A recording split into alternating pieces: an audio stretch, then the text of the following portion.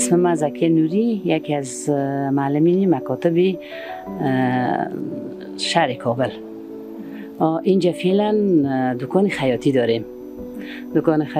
این گندی افغانی برند است، برند نوری به نام نوری. این 20 سال شده که من خودم معلمم هستم، اون در کنارش میایم خیاطی میکنم.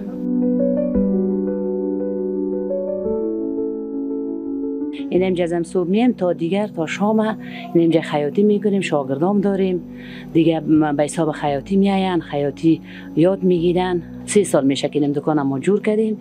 این 3 سال فضل خدا خوب است، آیدمام خوب است دیگه، هیچ کدام مشکلی ما به ما کس ایتو ممانعت نمیکنه. دخترها که ما خود زیاد کار میکنه، ما یک کمک همی دکان ما خورتر است از زیاد تقاضا میکنن که مثلا ما رو شاگرد بگیرین، مثلا ما برش یاد بگیریم، خیاطی را یاد بگیریم. فقط صرف این محیط یک ذره همی محیط ما خورد است. نمیتونیم که مثلا ما شاگرد بگیریم، اگر یک جای آزاد داشته باشیم، یک جای کلان بر ما مثلا جور کنن، ما میتونیم که دخترها زیاد میان تو مراجعه میکنن.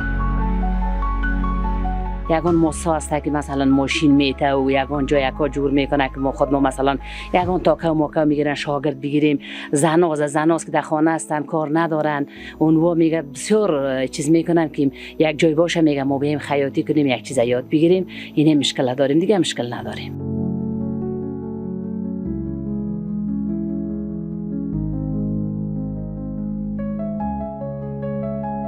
از ما گندی افغانی هم است، حجاب است، مثلا پنجابی است، پیرنای محفلی است، همه چیز است.